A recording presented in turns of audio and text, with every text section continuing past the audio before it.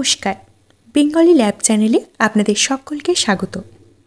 শুনছেন রবীন্দ্রনাথ ঠাকুরের যোগাযোগ উপন্যাস। আজ 11 পর্ব। কালু ঘরে ঢুকতেই কুমু তাকে প্রণাম করলে। কালু বললে, ছোট খুকি এসেছ? এইবার দাদা সেরে উঠতে দেরি হবে না। দাদা আজ এই যে বিষম বিপদে পড়েছে, এর সমস্ত অপরাধ কুমুর।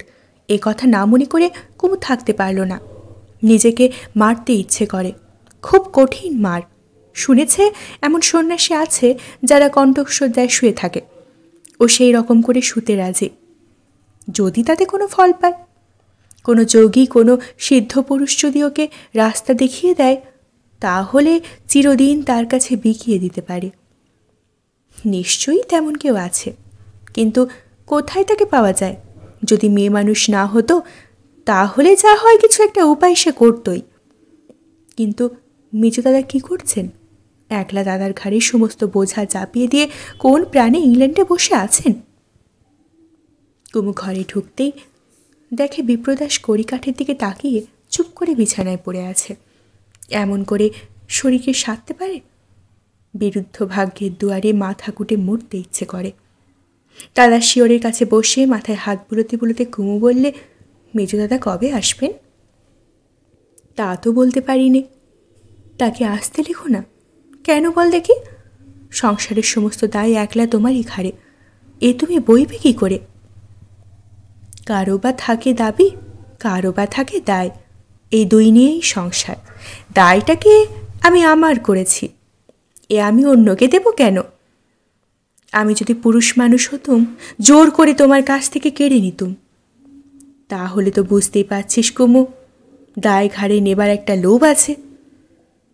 তুই নিজে নিতে পারিস নে বলেই তোর মেজো দাদাকে দিয়ে স্বাদ মেটাতে চাস। কেন? আমি বা কি অপরাধ করেছি? দাদা, তুমি টাকা ধার করতে এসেছ। কিসের থেকে বুঝলি? তোমার মুখ দেখেই বুঝেছি। আচ্ছা, আমি কি কিছুই করতে পারি নে? কী করে বলো? এই মনে করো, কোনো দলিলে সই করে। আমার সইয়ের কি কোনো দাম নেই? খুবই দাম আছে, সে আমাদের কাছে, মহাজনের কাছে নয়। তোমার পায়ে পড়ি দাদা, বলো আমি কি করতে পারি? লক্ষ্মী হয়ে শান্ত হয়ে থাক, ধৈর্য ধরে অপেক্ষা কর। মনে রাখিস, সংসারে সেও একটা মস্ত কাজ। তুফানের মুখে নৌকা ঠিক রাখাও যেমন একটা কাজ, মাথা ঠিক রাখাও তেমনি। আমার এসরাজটা নিয়ে আয়, একটু বাজা। দাদা, আমার বড় ইচ্ছে করছে একটা কিছু করি। বাজানোটা বুঝি একটা কিছু নয়, আমি চাই খুব একটা শক্ত কাজ। দলিলের নাম সই করার চেয়ে এসরাজ বাজানো অনেক শক্ত, আন যন্ত্রটা। একদিন মধুসূদনকে সকলেই যেমন ভয় করত, শ্যামাসুন্দরীরও ভয় তেমনই ছিল। ভেতরে ভেতরে মধুসূদন তার দিকে কখনো কখনো যেন টলেছে। শ্যামাসুন্দরী তা আন্দাজ করেছিল, কিন্তু কোন দিক দিয়ে বেড়া ডিঙিয়ে যে ওর কাছে যাওয়া যায় তা ঠাহর করতে পারত না। হাতড়ে হাতড়ে মাঝে মাঝে চেষ্টা করেছে, প্রতিবারই ফিরেছে ধাক্কা পেয়ে। মধুসূদন একনিষ্ঠ হয়ে ব্যবসা গড়ে তুলেছিল। কাঞ্চনের সাধনায় কামিনীকে সে অত্যন্ত তুচ্ছ করেছে। মেয়েরা সেই জন্য ওকে অত্যন্ত ভয় করত। কিন্তু এই ভয়েও একটা আকর্ষণ আছে। দুরু দুরু বক্ষ এবং সংকুচিত ব্যবহার নিয়ে শ্যামাসুন্দরী ঈষৎ একটা আবরণের আড়ালে মুগ্ধ মনে মধুসূদনের কাছে কাছে ফিরেছে। একবার যখন অসতর্ক অবস্থায় মধুসূদন ওকে অল্প একটু প্রশ্রয় দিয়েছে, সেই সময় যথার্থ ভয়ের কারণ ঘটেছে। আর অনতিপরে কিছুদিন ধরে বিপরীত দিক দিয়ে মধুসূদন প্রমাণ করবার চেষ্টা করেছে ওর জীবনে মেয়েরা একেবারেই হেয়। তাই এতকাল শ্যামাসুন্দরী নিজেকে খুব সংযত করে রেখেছিল। মধুসূদনের বিয়ের পরে থেকে সে আর থাকতে পারছিল না। কুমুকে মধুসূদন যদি অন্য সাধারণ মেয়ের মতো অবজ্ঞা করত, তাহলে এটা একরকম সহ্য হতো। কিন্তু শ্যামা যখন দেখলে রাস আলগা হয়ে মধুসূদনও কোনো মেয়েকে নিয়ে অন্ধবেগে মেতে উঠতে পারে, তখন সংযম রক্ষা আর পক্ষে সহজ হলো না। এই কয়দিন সাহস করে যখন একটু একটু এগিয়ে আসছিল, দেখেছিল এগিয়ে আসা চলে, মাঝে মাঝে অল্প স্বল্প বাধা পেয়েছে, কিন্তু সেও দেখলে কেটে যায়। মধুসূদনের দুর্বলতা ধরা পড়েছে, সেজন্য শ্যামার নিজের মধ্যেও ধৈর্য বাঁধ মানতে পারেনি। কুমু চলে আসবার আগের রাত্রে মধুসূদন শ্যামাকে যত কাছে টেনেছিল, এমন তো আর কখনোই হয়নি। তারপরে ওর ভয় হলো পাছে উল্টো ধাক্কা জোরে এসে লাগে, কিন্তু এতটুকু শ্যামা বুঝে নিয়েছে ভীরুতা যদি না করে তবে ভয়ের কারণ আপনিই কেটে যাবে। সকালে মধুসূদন বেরিয়ে গিয়েছিল, বেলা একটা পেরিয়ে বাড়ি এসেছে। ইদানিং অনেক কাল ধরে ও স্নানাহারের নিয়মের এমন ব্যতিক্রম ঘটেনি। আজ বড়ই ক্লান্ত অবসন্ন হয়ে বাড়িতে এসেছিল। প্রথম কথাই মনে হলো কুমুদ তার দাদার ওখানে চলে গেছে, এবং খুশি হয়েই চলে গেছে। এতকাল মধুসূদন আপনাতে আপনি খাড়া ছিল, কখন এক সময় ঢিল লেগেছে। শরীর মনের আতুরতার সময় কোনো মেয়েকে ভালোবাসাকে আশ্রয় দেবার সুপ্ত ইচ্ছা ওর মনে জেগেছে। সেই জন্য অনায়াসে কুমুদ চলে যাওয়াতে ওর এমন ধিক্কার লাগলো। আজ ওর খাবার সময় শ্যামাসুন্দরী ইচ্ছে করেই কাছে এসে বসেনি। কি জানি কাল রাত্রে নিজেকে ধরা দেবার পরে মধুসূদন নিজের ওপর পাছে বিরক্ত হয়ে থাকে। খাবার পর মধুসূদন শূন্য শোবার ঘরে এসে একটুখানি চুপ করে বসে থাকলো। তারপর নিজেই শ্যামাকে ডেকে পাঠালে। শ্যামা লাল রঙের একটা বিলিতি শাল গায়ে দিয়ে যেন একটু সংকুচিতভাবেই ঘরে ঢুকে একধারে নতনেত্রে দাঁড়িয়ে রইল। মধুসূদন ডাকলে, এসো, এখানে এসো, বসো। শ্যামা শিয়রের কাছে এসে বসে। তোমাকে যে বড় রোগা দেখাচ্ছে আজ, বলে একটু ঝুঁকে পড়ে মাথায় হাত বুলিয়ে দিতে লাগলো। মধুসূদন বলল, আহ, তোমার হাত বেশ ঠান্ডা। রাত্রে মধুসূদন যখন শুতে এলো, শ্যামাসুন্দরী অনাহত ঘরে ঢুকেই বললে, আহা, তুমি একলা? শ্যামাসুন্দরী একটু যেন স্পর্ধার সঙ্গেই কোনো এক আভরণ রাখতে দিলে না, যেন অসংকোচে সবাইকে সাক্ষী রেখে ও আপনার অধিকার পাকা করে তুলতে চায়।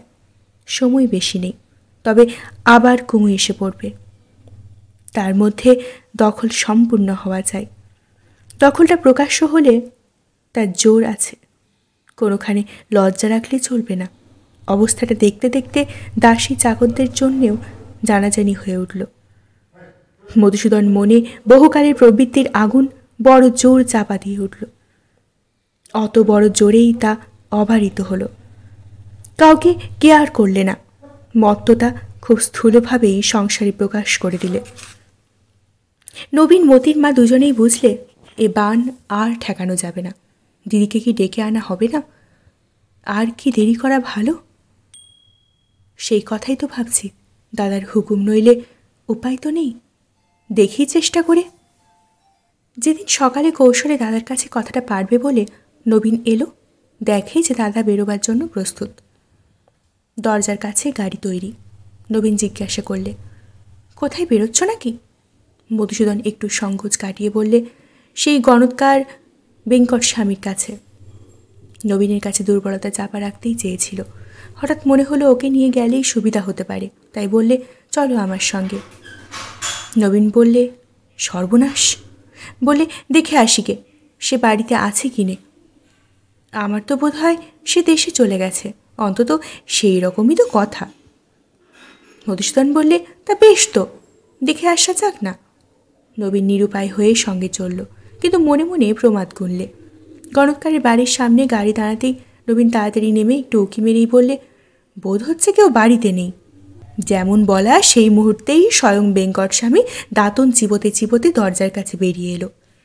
নবীন দ্রুত তার গা ঘেঁষে প্রণাম করে বললে, সাবধানে কথা কবেন। সেই এঁদো ঘরে তক্তাপোষে সবাই বসল। নবীন বসল মধুসূদনের পিছনে। মধুসূদন কিছু বলবার আগেই নবীন বলে বসল, মহারাজের সময় বড় খারাপ যাচ্ছে, কবে গ্রহ শান্তি হবে বলে দাও শাস্ত্রীজি। মধুসূদনের নবীনের এই ফাঁস করে দেওয়ার প্রশ্নে অত্যন্ত বিরক্ত হয়ে বুড়ো আঙুল দিয়ে তার উরুতে খুব একটা টিপ্পনি দিলে। বেঙ্কট স্বামী রাশিচক্র কেটে একেবারে স্পষ্টই দেখিয়ে দিলে মধুসূদনের ধনস্থানে শনি দৃষ্টি পড়েছে।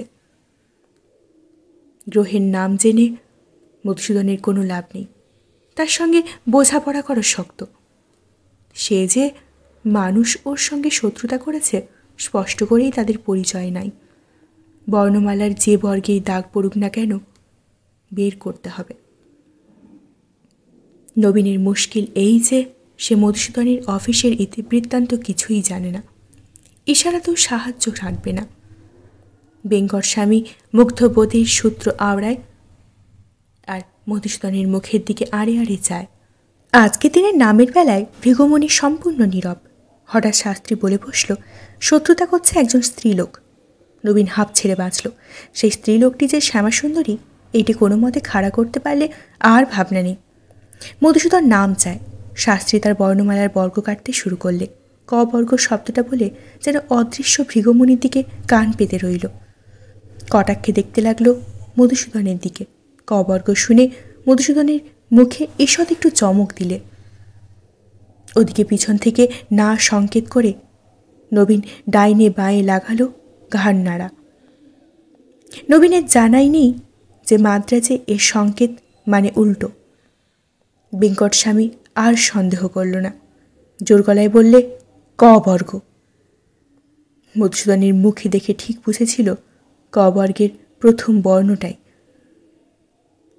তা কথাটাকে আরও একটু ব্যাখ্যা করে শাস্ত্রী বলে, এই কয়ের মধ্যে মধুসূদনের সমস্ত কু। এরপরে পুরো নাম জানবার জন্য পিড়াপিড়ি না করে ব্যগ্র হয়ে মধুসূদন জিজ্ঞাসা করলে, এর প্রতিকার? বেঙ্কটস্বামী গম্ভীরভাবে বলে দিলে, কণ্টকে নৈব কণ্টকং, অর্থাৎ উদ্ধার করবে অন্য একজন স্ত্রীলোক। মধুসূদন চকিত হয়ে উঠল। বেঙ্কটস্বামী মানব চরিত্রবিদ্যার চর্চা করেছে। নবীন অস্থির হয়ে জিজ্ঞাসা করলে, স্বামীজি, ঘোড়দৌড়ে মহারাজের ঘোড়াটা কি জিতেছে? বেঙ্কটস্বামী জানে অধিকাংশ ঘোড়াই জেতে না। একটু হিসাবের ভান করে দিয়ে দিলে, লোকসান দেখতে পাচ্ছি। কিছুকাল আগেই মধুসূদনের ঘোড়া মস্ত জিত দিতেছে। মধুসূদনকে কোনো কথা বলবার সময় না দিয়ে মুখ অত্যন্ত বিমর্ষ করে নবীন জিজ্ঞাসা করলে, স্বামীজি, আমার কন্যাটার কি গতি হবে? বলা বাহুল্য, নবীনের কন্যাই নেই। বেঙ্কটস্বামী নিশ্চয়ই ঠাবড়ালে পাত্র খুঁজছে। নবীনের চেহারা দেখেই বুঝলে মেয়েটি অপ্সরা নয়। বলে দিলে, পাত্র শীঘ্র মিলবে না, অনেক টাকা ব্যয় করতে হবে। মধুসূদনকে একটু অবসর না দিয়ে পরে 10-12টা অসঙ্গত প্রশ্নের অদ্ভুত উত্তর বের করে নবীন বললে, দাদা, আর কেন, এখন চলো। গাড়িতে উঠে নবীন বলে বসল, দাদা, ও সমস্ত চালাকি, ভণ্ড কোথাকার। কিন্তু সেদিনও আগে থাকতে খবর নিয়েছিল। কেমন করে জানলে যে আমি আসবো? আমারই বোকামি, ঘাট হয়েছে ওর কাছে তোমাকে এনেছিল। জ্যোতিষীর প্রতারণার প্রমাণ যতই পাক, কবর্গের কু মধুসূদনের বিধেই রইল। ভেবে দেখলে যে নক্ষত্র অনাদর করে খুচরো প্রশ্নের যা তা জবাব দেয়, কিন্তু আদত প্রশ্নের জবাবে ভুল হয় না। মধুসূদন যার প্রত্যাশাই করেনি, সেই দুঃসময় ওর বিবাহের সঙ্গে সঙ্গেই এলো। এর যে স্পষ্ট প্রমাণ আর কি হবে? নবীন আস্তে আস্তে কথা বাড়ল। দাদা, 2 সপ্তাহ তো কেটে গেল, এবার বউরানীকে আনিয়ে নি। কেন, তারা কিসের? দেখো নবীন, তোমাকে বলে রাখলুম, আর কখনোই এসব কথা আমার কাছে তুলবে না। যেদিন আমার খুশি আমি আনিয়ে নেব। নবীন দাদাকে দেখে চিনে বুঝলে এই কথাটা খতম হয়ে গেল। তবু সাহস করে জিজ্ঞাসা করলে, মেজ বউ যদি বউরানীকে দেখতে যায় তাহলে কি দোষ আছে? মধুসূদন অবজ্ঞা করে সংক্ষেপে বললে, যাক না। ব্যস্ত সমস্ত হয়ে একটা কেদারা দেখিয়ে দিয়ে বিপ্রদাস বললে, আসুন নবীনবাবু, এখানে বসুন। নবীন বললে, আমার পরিচয়টা পাননি মনে হচ্ছে। মনে করেছেন আমি রাজবাড়ির কোনো এক আদুরে ছেলে, যিনি আপনার ছোট বোন, আমি তার অধম সেবক। আমাকে সম্মান করে আমায় আশীর্বাদটা ফাঁকি দেবেন না। কিন্তু করছেন কি? আপনার অমন শরীরে কেবল ছায়াটি বাকি রেখেছেন। শরীরটা সত্য নয়, ছায়া। মাঝে মাঝে সে খবরটা পাওয়াও ভালো, ওতে শেষের পাঠ এগিয়ে থাকে। কুমু ঘরে ঢুকেই বললে, ঠাকুরপো, চলো কিছু খাবে। খাবো, কিন্তু একটা শর্ত আছে। যতক্ষণ পূরণ না হবে ব্রাহ্মণ অতিথি অভুক্ত তোমার দ্বারে পড়ে থাকবে। শর্তটা কি শুনি? আমাদের বাড়িতে থাকতেই দরবার জানিয়ে এনেছিলুম, কিন্তু সেখানে জোর পাইনি। ভক্তকে একখানি ছবি তোমায় দিতেই হবে। সেদিন বলেছিলে নেই, আজ তা বলবার জো নেই।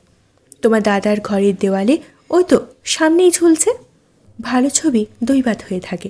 কুমুর ওই ছবিটি তেমনিই যেন দৈবের রচনা। কপালে যে আলোটি পড়লে কুমুর মনের চেহারাটি মুখেই প্রকাশ পায়, সেই আলোটিই পড়েছিল। ললাটে নির্মল বুদ্ধির দীপ্তি, চোখে গভীর সারল্যের সকরুণতা, দাঁড়ানো ছবি। কুমুর সুন্দর ডান হাতটি একটা শূন্য চৌকির হাতার ওপরে। মনে হয় যেন সামনে ও আপনারই একটা দুর্লোকের ছায়া দেখতে পেয়ে হঠাৎ থমকে দাঁড়িয়েছে। নিজের এই ছবি কুমুর চোখে পড়েনি। কলকাতা থেকে ছবিওয়ালা আনিয়ে বিবাহের কয়েকদিন আগে ওর দাদা এটি তুলিয়েছিল। এরপরে নিজের ঘরে ছবি টাঙিয়েছে।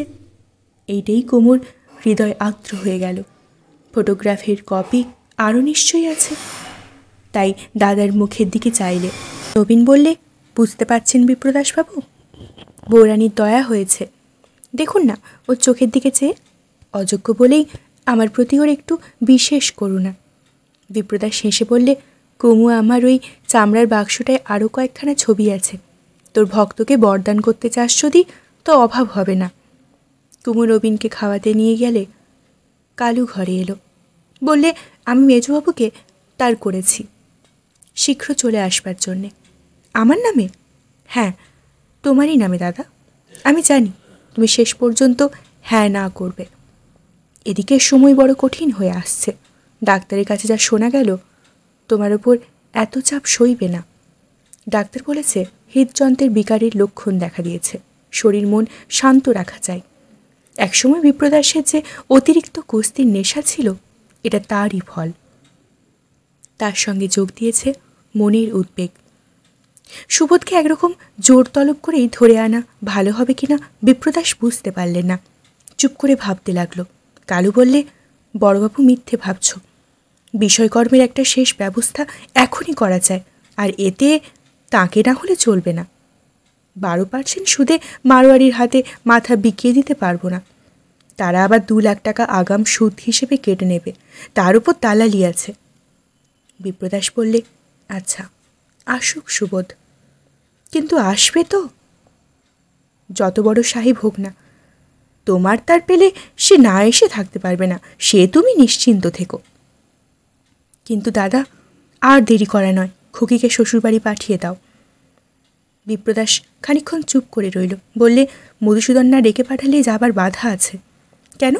খুকি কি মধুসূদনের পাটখাটটা মজুর? নিজের ঘরে যাবে, তার আবার হুকুম কিসের? আহার সেরে নবীন একলা এলো বিপ্রদাসের ঘরে। বিপ্রদাস বললে, কুমু তোমাকে স্নেহ করে। নবীন বললে, তা করেন, বোধ করি আমি অযোগ্য বলেই ও স্নেহ এত বেশি। তার সম্বন্ধে তোমাকে কিছু বলতে চাই। তুমি আমাকে কোনো কথা লুকিও না। কোনো কথা আমার নেই যে আপনার কাছে বলতে বাধবে। কুমু যে এখানে এসেছে, আমার মনে হচ্ছে তার মধ্যে যেন বাঁকা কিছু আছে। আপনি ঠিকই বুঝেছেন। যার অনাদর কল্পনা করা যায় না, সংসারে তারও অনাদর ঘটে। অনাদর ঘটেছে তবে? সেই লজ্জায় এসেছি। আর তো কিছুই পারিনি। পায়ের ধুলো নিয়ে মনে মনে মাপ চাই। কুমু যদি আজই স্বামীর ঘরে ফিরে যায় তাতে ক্ষতি আছে কি? সত্যি কথা বলি, যেতে বলতে সাহস করি নে।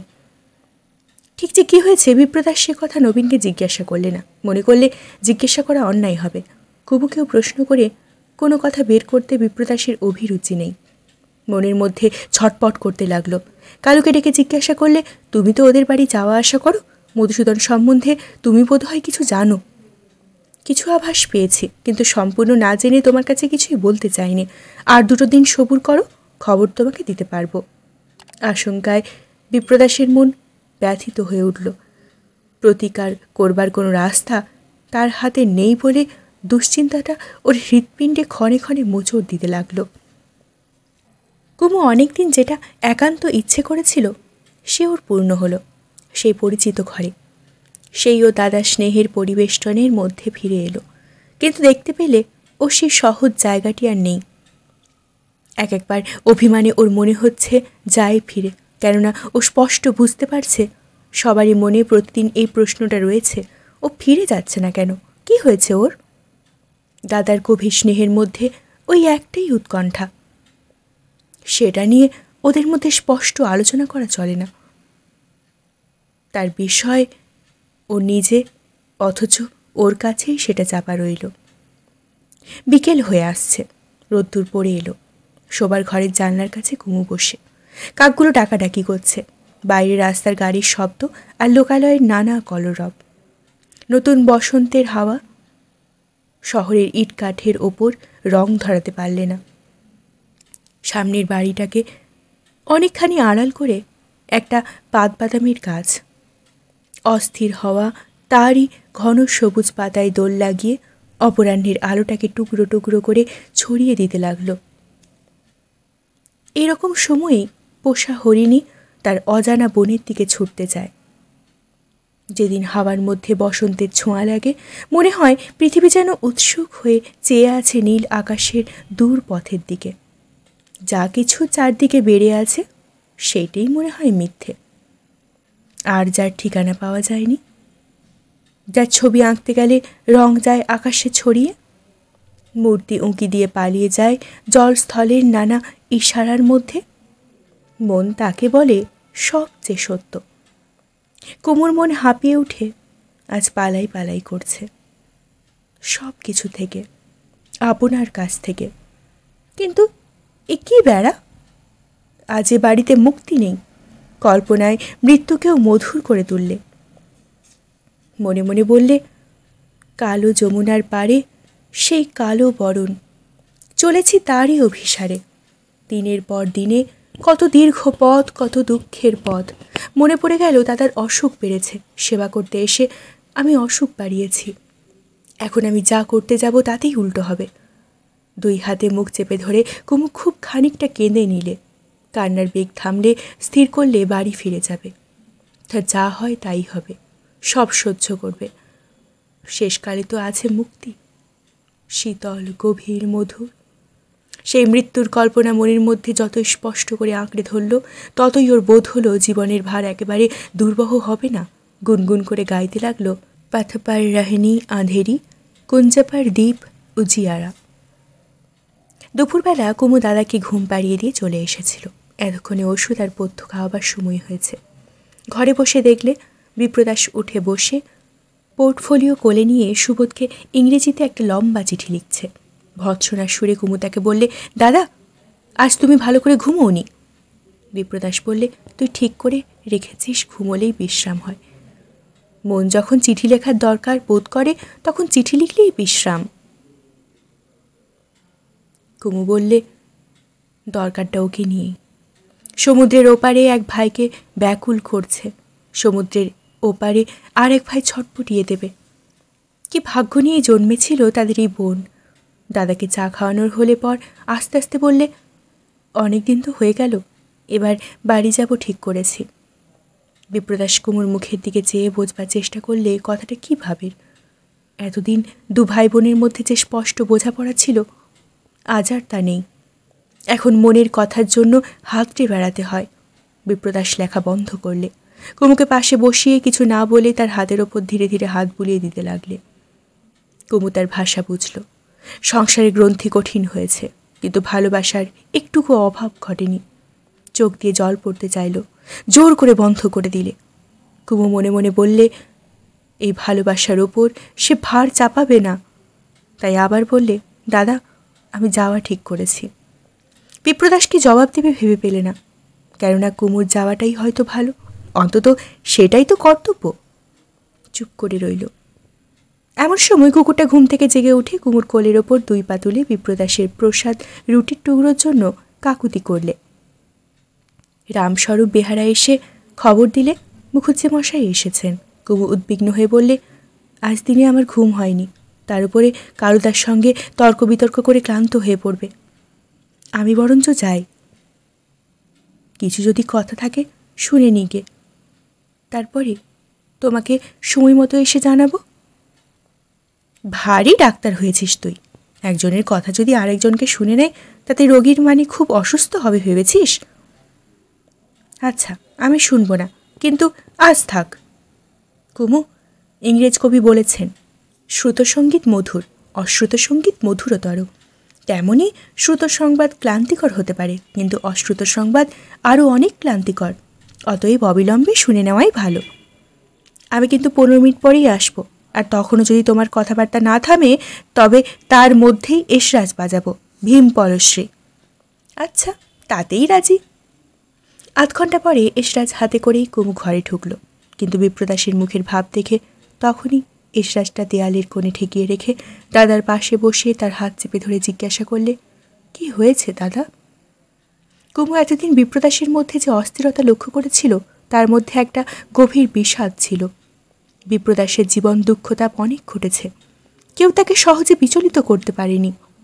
বই পড়া, গান বাজনা করা, দূরবীন দিয়ে তারা দেখা, ঘোড়া চড়া, নানা জায়গা থেকে অজানা গাছপালা নিয়ে বাগান করা প্রভৃতি নানা কাজেই তার উৎসুক থাকাতে সে নিজের সম্বন্ধীয় দুঃখ কষ্টকেই নিজের মধ্যেই কখনো জমতে দেয়নি। এবার রোগের দুর্বলতায় তাকে নিজের ছোট গণ্ডির মধ্যে বড় বেশি করে বদ্ধ করেছে। এখন সে বাইরে থেকে সেবা ও সঙ্গ পাওয়ার জন্য উন্মুখ হয়ে থাকে। চিঠিপত্র ঠিকমতো না পেলে উদ্বিগ্ন হয়। ভাবনাগুলো দেখতে দেখতে কালো হয়ে ওঠে। এই দাদার পরে কুমুর স্নেহ আজ যেন মাতৃস্নেহের মতো রূপ ধরেছে। তার অমন ধৈর্য গম্ভীর আত্মসমাহিত দাদার মধ্যে কোথা থেকে যেন বালকের ভাব এলো। এত আবদার, এত চাঞ্চল্য, এত জেদ, আর সেই সঙ্গে এমন গভীর বিষাদ আর উৎকণ্ঠা। কিন্তু কুমু এসে দেখলে তার দাদার সেই আবেশটা কেটে গেছে। তার চোখে যে আগুন জ্বলছে সে যেন মহাদেবের তৃতীয় নেত্রের আগুনের মতো। নিজের কোনো বেদনার জন্যে নয়, সে তার দৃষ্টির সামনে বিশ্বের কোনো পাপকে দেখতে পাচ্ছে, তাকে দগ্ধ করা যায়। কুমুর কথায় কোনো উত্তর না দিয়ে সামনের দেয়ালে অনিমেষ দৃষ্টি রেখে বিপ্রদাস চুপ করে বসে রইলে। কুমু আর খানিক বাদে আবার জিজ্ঞাসা করলে, দাদা কি হয়েছে বলো? বিপ্রদাস যেন এক দূর লক্ষ্যের দিকে দৃষ্টি রেখে বললে, দুঃখ এড়াবার জন্য চেষ্টা করলে দুঃখ পেয়ে বসে, ওকে জোরের সঙ্গে মানতে হবে। তুমি উপদেশ দাও, আমি মানতে পারবো দাদা। আমি দেখতে পাচ্ছি মেয়েদের যে অপমান সে আছে সমস্ত সমাজের ভেতরে, সে কোনো একজন মেয়ের নয়। কুমু ভালো করে তার দাদার কথার মানে বুঝতে পারলে না। বিপ্রদাস বললে, ব্যথাটাকে আমারই আপনার মনে করে এতদিন কষ্ট পাচ্ছিলাম, আজ বুঝতে পারছি এর সঙ্গে লড়াই করতে হবে সকলের হয়ে। বিপ্রদাসের ফ্যাকাশে গৌরবর্ণ মুখের ওপর লাল আভা এলো। ওর কোলের ওপর রেশমের কাজ করা একটা চৌকো বালিশ ছিল, সেটাকে ঠেলে হঠাৎ সরিয়ে দিয়ে ফেলে দিল। বিছানা থেকে উঠে পাশের হাতাওয়ালা চৌকির ওপর বসতে যাচ্ছিল। কুমোর হাত চেপে ধরে বললে, শান্ত হও দাদা, উঠো না, তোমার অসুখ পারবে। বলে একটু জোর করেই পিঠের দিকে উঁচু করা বালিশের ওপর বিপ্রদাসকে হেলিয়ে শুইয়ে দিলে। বিপ্রদাস গায়ের কাপড়টা মুঠো করে চেপে ধরে বললে, সহ্য করা ছাড়া মেয়েদের অন্য কোনো রাস্তা একেবারেই নেই বলেই তাদের ওপর কেবলমাত্র মার এসে পড়েছে। বলবার দিন এসেছে যে সহ্য করব না।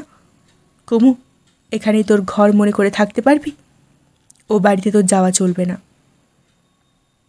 কালুর কাছ থেকে বিপ্রদাস আজ অনেক কথা শুনেছে। শ্যামা সুন্দরীর সঙ্গে মধুসূদনের যে সম্বন্ধ ঘটেছে তার মধ্যে অপ্রকাশ্যতা ছিল না। ওরা দুই পক্ষই অকুণ্ঠিত। লোকে ওদের অপরাধী মনে করেছে মনে করেই ওরা স্পর্ধিত হয়ে উঠেছে। এই সম্বন্ধটার মধ্যে সূক্ষ্ম কাজ কিছুই ছিল না বলেই পরস্পরকে এবং লোকমতকে বাঁচিয়ে চলা ওদের পক্ষে ছিল অনাবশ্যক। শোনা গেছে শ্যামা সুন্দরীকে মধুসূদন কখনো কখনো মেরেওছে। শ্যামা তখন তারস্বরে কলহ করে তখন মধুসূদন তাকে সকলের সামনেই বলেছে, দূর হয়ে যা বজ্জাত, বেরিয়ে যা আমার বাড়ি থেকে। কিন্তু এতেও কিছু আসে যায়নি। শ্যামার সম্বন্ধে মধুসূদন আপন কর্তৃত্ব সম্পূর্ণ বজায় রেখেছে। ইচ্ছে করেই মধুসূদন নিজে তাকে যা দিয়েছে, শ্যামা যখনই তার বেশি কিছুতে হাত দিয়েছে অমনি খেয়েছে ধমক। শ্যামার ইচ্ছে ছিল সংসারের কাজে মতির মার জায়গাটা সে দখল করবে, কিন্তু তাতেও বাধা পেলে। মধুসূদন মতির মাকে সম্পূর্ণ বিশ্বাস করে, শ্যামা সুন্দরীকে বিশ্বাস করে না। শ্যামার সম্বন্ধে ওর কল্পনায় রং লাগেনি, অথচ খুব মোটা রকমের একটা আসক্তি জন্মেছে, যেন শীতকালের বহু ব্যবহৃত ময়লা রোজাটারই মতো, যাতে কারুকার্যের সম্পূর্ণ অভাব। বিশেষ যত্ন করবার জিনিস নয়, খাট থেকে ধুলোয় পড়ে গেলেও আসে যায় না, কিন্তু ওতে আরাম আছে। শ্যামাকে সামলিয়ে চলবার একটুও দরকার নেই। তাছাড়া শ্যামার সমস্ত মনোপ্রাণের সঙ্গে ওকে যে বড় বলে মানে, ওর জন্যেই সব চাইতে সব করতে রাজি। এটা নিঃসংশয়ে জানার দরুন মধুসূদনের আত্মমর্যাদা সুস্থ আছে। কুমু থাকতে প্রতিদিন ওর এই আত্মমর্যাদা বড় বেশি নাড়া খেয়েছিল। মধুসূদনের এই আধুনিক ইতিহাসটা জানবার জন্য কালুকে খুব বেশি সন্ধান করতে হয়নি। ওদের বাড়িতে লোকজনের মধ্যে এই নিয়ে যথেষ্ট বলাবলি চলছিল। অবশেষে নিতান্ত অভ্যস্ত হওয়াতে বলাবলির পালাও একরকম শেষ হয়ে এসেছে। খবরটা শোনা মাত্র বিপ্রদাসকে যেন আগুনের মতো তীর মারলে। মধুসূদন কিছু ঢাকবার চেষ্টা মাত্র করেনি। নিজের স্ত্রীকে প্রকাশ্যে অপমান করা এতই সহজ? স্ত্রীর প্রতি অত্যাচার করতে বাহিরের বাধা এতই কম? স্ত্রীকে নিরুপায়ভাবে স্বামীর বাধ্য করতে সমাজের হাজার রকম যন্ত্র ও যন্ত্রণার সৃষ্টি করা হয়েছে, অথচ সেই শক্তিহীন স্ত্রীকে স্বামীর উপদ্রব থেকে বাঁচাবার জন্য কোনো আবশ্যিক পন্থা রাখা হয়নি। এই নিদারুণ দুঃখ ও অসম্মান ঘরে ঘরে যুগে যুগে কীরকম ব্যাপ্ত হয়ে আছে। এক মুহূর্তে বিপ্রদাস তা দেখতে পেলে। সতীত্ব গরিমার ঘন প্রলেপ দিয়ে এই ব্যথা মারবার চেষ্টা, কিন্তু বেদনাকে অসম্ভব করবার একটুও চেষ্টা নেই। স্ত্রীলোক এত সস্তা, এত অকিঞ্চৎকর। বিপ্রদাস বললে, কুমু, অপমান সহ্য করে যাওয়া শক্ত নয়, কিন্তু সহ্য করা অন্যায়। সমস্ত স্ত্রীলোকের হয়ে তোমাকে তোমার নিজের সম্মান দাবি করতে হবে।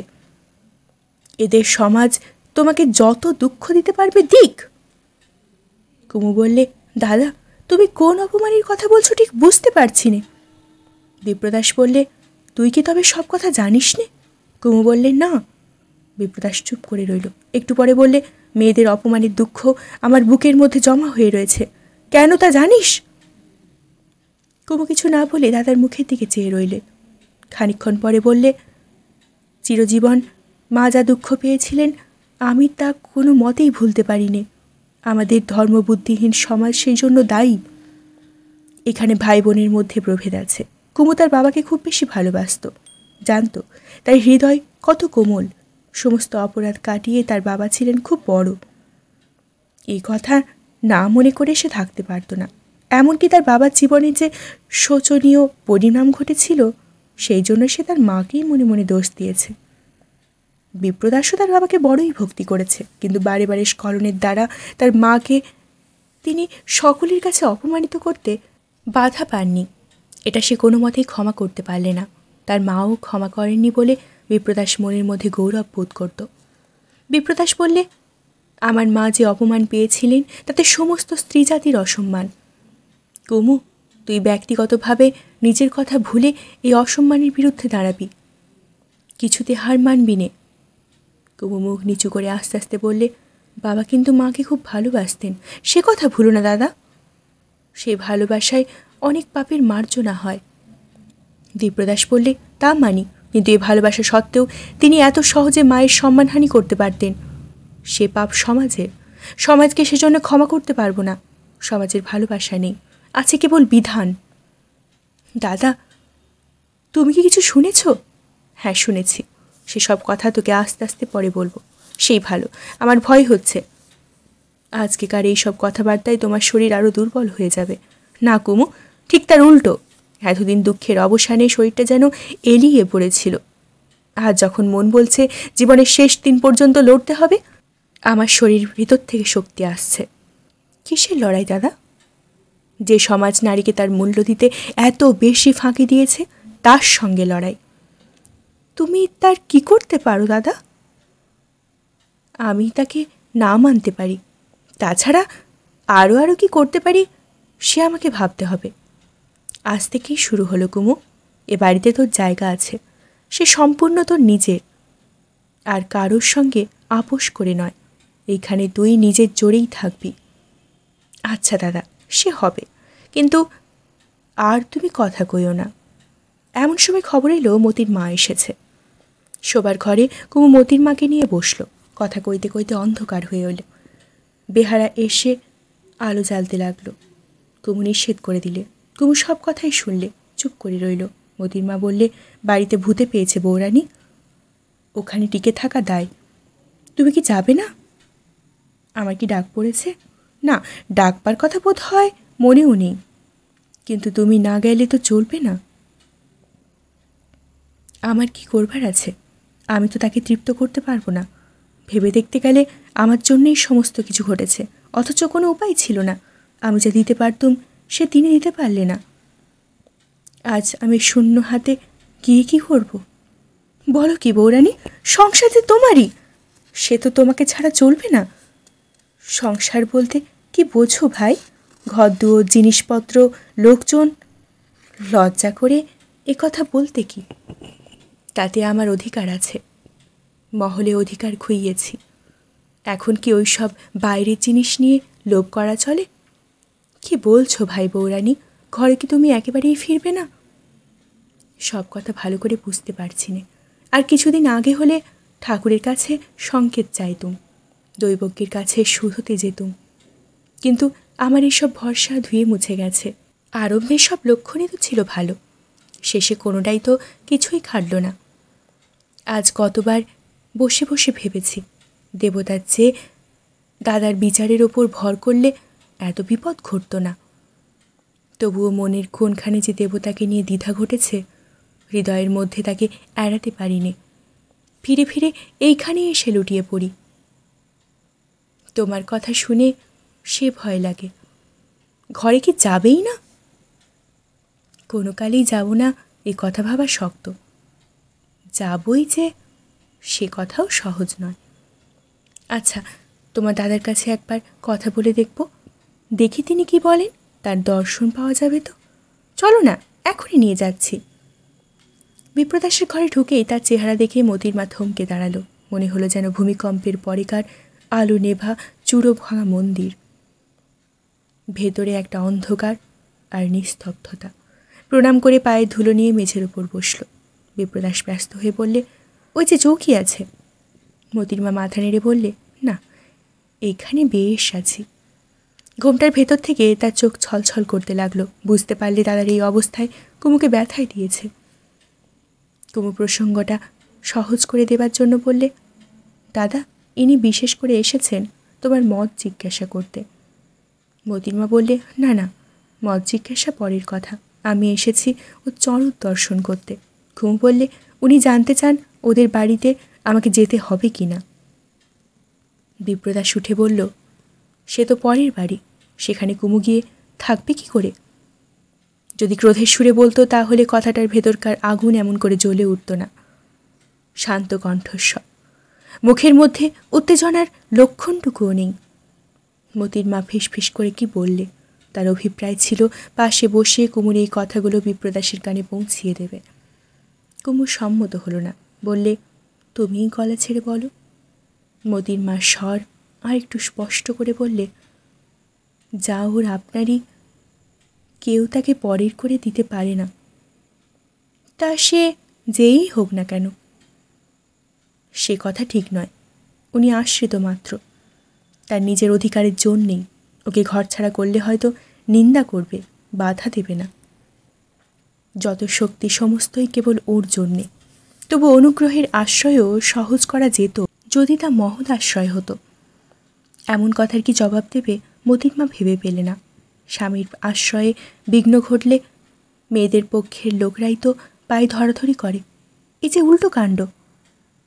কিছুক্ষণ চুপ করে থেকে বললে, কিন্তু আপন সংসারে না থাকলে মেয়ে যে বাঁচে না। পুরুষেরা ভেসে বেড়াতে পারে, মেয়েদের কোথাও স্থিতি চাই তো। স্থিতি কোথায়? অসম্মানের মধ্যে। আমি তোমাকে বলে দিচ্ছি, কুমুকে যিনি গড়েছেন তিনি আগাগোড়া পরম শ্রদ্ধা করে গড়েছেন। কুমুকে অবজ্ঞা করে এমন যোগ্যতাও কারণ নেই। চক্রবর্তীর সম্রাটেরও না। কুমুকে মোতির মা ভালোবাসেন, ভক্তি করে, কিন্তু তবু কোনো মেয়ের এত মূল্য থাকতে পারে সে তার গৌরব স্বামীকে ছাপিয়ে যাবে?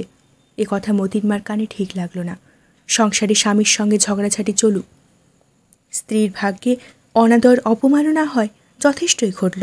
এমনকি তার থেকে নিষ্কৃতি পাবার জন্য স্ত্রী আফিম খেয়ে গলায় দড়ি দিয়ে মরে, সেও বোঝা যায়। কিন্তু সেই বলে স্বামীকে একেবারে বাদ দিয়ে স্ত্রী নিজের জোরে থাকবে, এটাকে মোতির মা স্পর্ধা বলেই মনে করে। মেয়ে যাদের এত গুমর কেন? মধুসূদন যত অযোগ্য হোক না কেন, যতই অন্যায় করুক, তবু সে তো পুরুষ মানুষ। এক জায়গায় সে তার স্ত্রীর কাছে আপনিই বড়। সেই জন্য কোনো বিচার ঘটে না। বিধাতার সঙ্গে মামলা করে জিতবে কে? মোতির মা বললে, একদিন ওখানে যেতে তো হবেই, আর তো রাস্তা নেই। যেতে হবেই, এ কথা কৃতদাস ছাড়া কোনো মানুষের পক্ষে খাটে না। মন্ত্র পড়ে স্ত্রী যে কেনা হয়েই গেছে। 7 পাক যেদিন ঘোরা হলো, সেদিন সে যে দেহে মনে বাধা পড়ল, তা তো আর পালাবার জো নেই। এ বাঁধন যে মরণের বাড়া।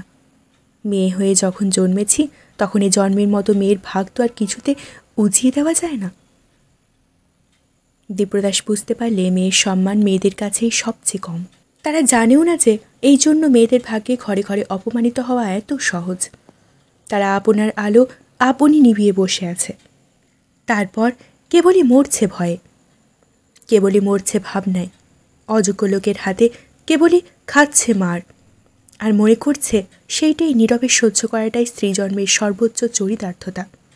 না, মানুষের এত লাঞ্ছনাকে প্রশ্রয় দেওয়া চলবে না। সমাজ যাকে এতদূর নামিয়ে দিলে, সমাজকেই সে প্রতিদিন নামিয়ে দিচ্ছে। ভালো লাগলে অবশ্যই লাইক করবেন, শেয়ার করবেন, চ্যানেলটি সাবস্ক্রাইব করতে ভুলবেন না এবং পাশে থাকা বেল আইকনটি অবশ্যই প্রেস করে রাখবেন। ধন্যবাদ। ভালো লাগলে অবশ্যই লাইক করবেন, প্রিয়জনদের সাথে শেয়ার করবেন। আরও কে শুনতে চান কমেন্ট বক্সের মাধ্যমে আমাকে অবশ্যই জানাবেন। আমি যথাসম্ভব চেষ্টা করি আপনারা যা যা শুনতে চান সেগুলোই পার্ট দেওয়ার। অবশ্যই বেঙ্গলি লাইভ চ্যানেলটি সাবস্ক্রাইব করে আমার সাথে থাকুন, আমি উৎসাহিত হই। পাশে থাকা বেল আইকনটি প্রেস করতে ভুলবেন না। সবার আগে হাতের মুঠোয় প্রতিটি পর্ব পেতে অবশ্যই সাবস্ক্রাইব করে বেল আইকন প্রেস করে রাখুন।